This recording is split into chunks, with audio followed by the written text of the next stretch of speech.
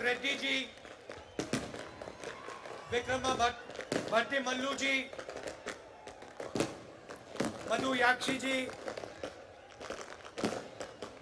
दामोदर नरसिम्हा जी, जन्ना रेड्डी जी, पोन्नला जी, शाबिर अली जी, जीवन रेड्डी जी, उत्तम रेड्डी जी, मोहम्मद अजहरुद्दीन जी, जग्गा रेड्डी जी, भाइयों और बहनों, कांग्रेस के हमारे प्यारे कार्यकर्ता, प्रेस के हमारे मित्रों, आप सबका यहां बहुत बहुत स्वागत, नमस्कार। ये जो आपका प्रदेश है, नया प्रदेश है, तेलंगाना, ये आसानी से नहीं बना था। इस प्रदेश को बनाने के लिए तेलंगाना के युवाओं ने, तेलंगाना के माता ने अपना खून, अपने आंसू दिए थे। और ये प्रदेश किसी एक व्यक्ति के लिए नहीं बना था, ये एक सपना था, तेलंगाना के जनता का सपना था। 8 साल हो गए। मैं आपसे पूछना चाहता हूं, तेलंगाना का जो सपना था, प्रगति का सपना, उस सपने का क्या हुआ? पूरा तेलंगाना देख सकता है कि एक परिवार को जबरदस्त फायदा हुआ, मगर मैं आपसे पूछना चाहता हूं, तेलंगाना की जनता को क्या फायदा मिला? क्या आपको रोजगार मिला? आज यहां पर किसानों की विधवा स्टेज पे हैं, रो रही हैं। ये किसकी जिम्मेदारी है? और ये अकेली नहीं है, ऐसी तेलंगाना में हजारों बहनें हैं जिनके पति ने आत्महत्या की। किसकी जिम्मेदारी है? सपने को पूरा करने के लिए आपने अपना खून, अपने आंसू दिए, आप लड़े, मगर हम भी आपके साथ खड़े थे। कांग्रेस पार्टी ने भी आपके साथ ये लड़ाई लड़ी और अंत में कांग्रेस पार्टी ने और सोनिया गांधी जी ने यह काम पूरा करके तेलंगाना की जनता को दिया। और भाइयों और बहनों, आप ये मत भूलिए, यह काम कांग्रेस पार्टी के लिए आसान नहीं था। कांग्रेस पार्टी को नुकसान हुआ, हमें मालूम था कि हमें नुकसान होने जा रहा है, मगर हम तेलंगाना की जनता के साथ खड़े हुए और हमने मिलकर, आपके साथ मिलकर आपको नया प्रदेश दिया। आपने सोचा था कि तेलंगाना की जनता की सरकार बनेगी, किसानों की सरकार बनेगी, मजदूरों की सरकार बनेगी, गरीबों की सरकार बनेगी। पता लगा जनता की सरकार नहीं बनी। आज तेलंगाना में कहा जाता है कि चीफ मिनिस्टर है, मगर ये चीफ मिनिस्टर नहीं है, ये राजा है। राजा और मुख्यमंत्री में क्या फर्क होता है?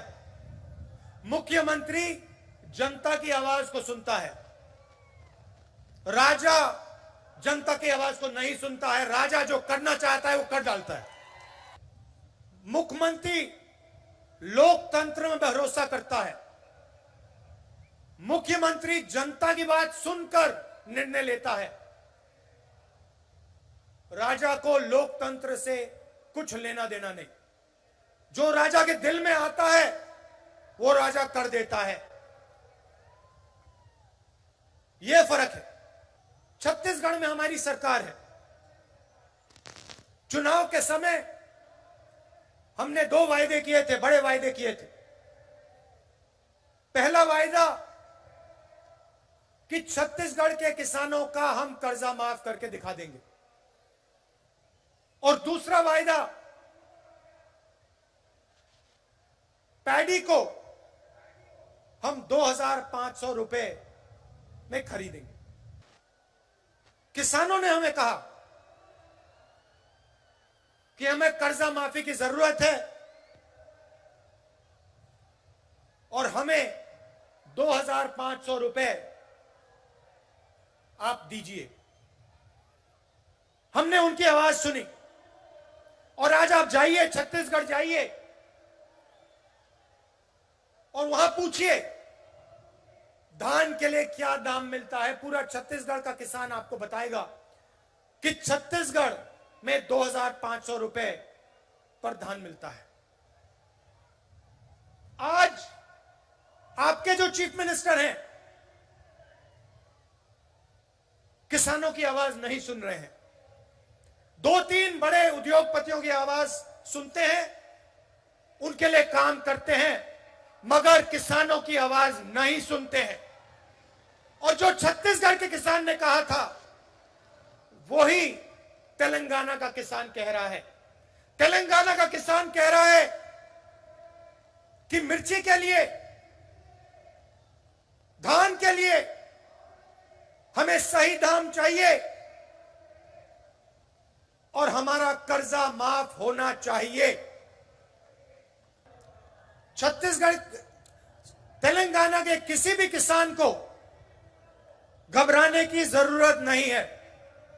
जैसे ही कांग्रेस पार्टी की यहां सरकार बनेगी वैसे 2 लाख रुपए का कर्जा माफ होगा और आपको सही एमएसपी मिलनी शुरू हो जाएगी। आपको ज्यादा समय रुकने की जरूरत नहीं है। आप घबराइए मत, डरिए मत। यह काम कुछ ही महीने में कांग्रेस पार्टी करके आपको दे देगी। ये खोखले शब्द नहीं है, ये तेलंगाना के सपने को पूरे करने का पहला कदम है। किसानों की मदद, किसानों की रक्षा के बिना तेलंगाना का सपना पूरा नहीं हो सकता है। अभी हमने वरंगल डिक्लेरेशन किया और उसमें हमने तेलंगाना के किसानों से वायदे किए। मैंने कर्जा माफी की बात की, एमएसपी की बात की, 15,000 रुपए प्रति एकड़ डायरेक्ट बेनिफिट हम किसानों को देने जा रहे हैं। और रेवंत जी ने पूरा डिक्लेरेशन पढ़ा। यह सिर्फ एक डिक्लेरेशन नहीं है, यह किसानों के लिए कांग्रेस पार्टी की गारंटी है। तेलंगाना के हर किसान को यह डिक्लेरेशन पढ़ना चाहिए। और जब आप इस डिक्लेरेशन को पढ़ेंगे आप यह बात याद रखिए कि इस डिक्लेरेशन का हर शब्द कांग्रेस पार्टी की गारंटी है। और यह हम इसलिए कर रहे हैं क्योंकि हम जानते हैं कि अगर किसान कमजोर रहेगा तो तेलंगाना का सपना पूरा कभी नहीं हो सकता है। क्योंकि किसान ही इस प्रदेश की नींव है, फाउंडेशन है। मैंने पहले आपसे सवाल पूछा था कि तेलंगाना के साथ धोखा किसने किया। तेलंगाना का जो सपना था उससे किसने धोखा किया। तेलंगाना से हजारों करोड़ रुपए किसने चोरी किए, उस व्यक्ति का नाम क्या है? नहीं, सुनाई नहीं दिया, फिर से बोलिए, क्या नाम है उसका? तो आप एक बात अच्छी तरह समझ लीजिए और कांग्रेस का हर नेता, हर कार्यकर्ता इस बात को अच्छी तरह समझे। जिस व्यक्ति ने तेलंगाना के साथ धोखा किया है, जिस व्यक्ति ने तेलंगाना से चोरी की है, जिस व्यक्ति ने तेलंगाना के सपने को नष्ट किया है, उसके साथ कांग्रेस पार्टी का कोई समझौता नहीं होगा।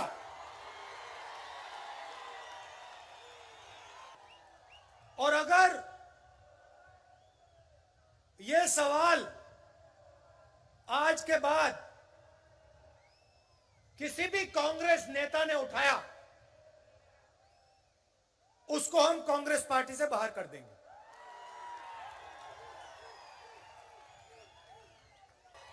चाहे वो कोई भी हो, कितना भी बड़ा हो, उसको हम पार्टी से बाहर कर देंगे। आप अगर किसी भी कांग्रेस पार्टी के नेता को टीआरएस से समझौता करना है, तो या वो टीआरएस में चला जाए या फिर बीजेपी में चला जाए।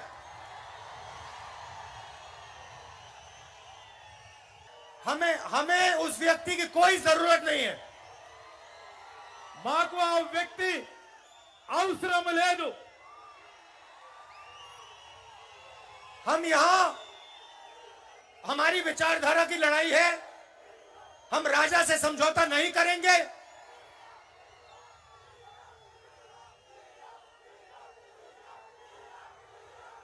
हम टीआरएस को चुनाव में हराएंगे, टीआरएस को चुनाव में हराएंगे और सीधी कांग्रेस पार्टी और टीआरएस की लड़ाई होगी। और एक बात और याद रखिए, जिस व्यक्ति ने तेलंगाना के सपने को नष्ट किया और तेलंगाना के किसानों से, मजदूरों से, युवाओं से लाखों करोड़ रुपए चोरी किए, उसको हम माफ नहीं करने वाले हैं। और चुनाव के समय जब टिकट का सवाल उठेगा, और ये सब नेताओं को अच्छी तरह बात सुननी चाहिए, जब चुनाव के समय टिकट की बात उठेगी, तो जिस व्यक्ति ने जनता की लड़ाई लड़ी होगी, उसी को मेरिट बेसिस पे टिकट मिलेगा। चाहे आप कितने भी बड़े हो, आप कोई भी हो, अगर आप किसानों के साथ नहीं खड़े थे, अगर आप गरीबों के साथ नहीं खड़े थे, तो आपको कांग्रेस पार्टी का टिकट नहीं मिलने वाला है। सोनिया जी ने जब तेलंगाना आपको दिया, उसके पीछे एक सपना था। तेलंगाना की जो आवाज थी, उसको सुनकर सोनिया जी ने आपको प्रदेश दिया था। और प्रदेश इसलिए दिया था क्योंकि वो चाहती थी कि जो आपका तेलंगाना का सपना था वो पूरा हो। वो सपना आपका है, सोनिया जी का है, मगर मेरा भी है। और उस सपने को मैं आपके साथ पूरा करना चाहता हूं। तो जहां भी मेरी जरूरत होगी, जहां भी आप मुझे बुलाना चाहते हो, जहां भी मैं तेलंगाना की मदद कर सकता हूं, मैं करने को तैयार हूं। यह सिर्फ आपकी लड़ाई नहीं है, यह सिर्फ तेलंगाना के किसानों की, युवाओं की लड़ाई नहीं है, यह कांग्रेस पार्टी की लड़ाई है और यह मेरी लड़ाई है। मैंने पहले कहा था कि जो भी व्यक्ति कहता है कि टीआरएस के साथ समझौता होना चाहता है, उसे या बीजेपी में या टीआरएस में चला जाना चाहिए, क्योंकि समझौता अगर है तो बीजेपी और टीआरएस का समझौता है। आप याद रखिए, जब नरेंद्र मोदी जी ने 3 काले कानून पार्लियामेंट में पास किए थे, तो टीआरएस के नेता क्या कह रहे थे? बीजेपी जानती है कि वो तेलंगाना को डायरेक्टली रूल नहीं कर सकते। वो जानते हैं कि तेलंगाना में उन्हें रिमोट कंट्रोल की जरूरत है, कि कांग्रेस बीजेपी से कभी समझौता नहीं कर सकती। इसलिए बीजेपी चाहती है कि तेलंगाना में टीआरएस की सरकार रहे। और सबूत यह है कि तेलंगाना के चीफ मिनिस्टर जितना भी पैसा चोरी करना चाहते हैं कर सकते हैं, और बीजेपी की सरकार ना उन पे ईडी लगाती है ना सीबीआई लगाती है। ये रैली किसानों के लिए थी, किसानों को भरोसा देने के लिए थी, वारंगल डिक्लेरेशन के लिए थी। हम चाहते थे कि तेलंगाना के किसानों को मालूम हो कि कांग्रेस पार्टी एक साथ उनके साथ खड़ी है और उनकी पूरी मदद करने जा रही है।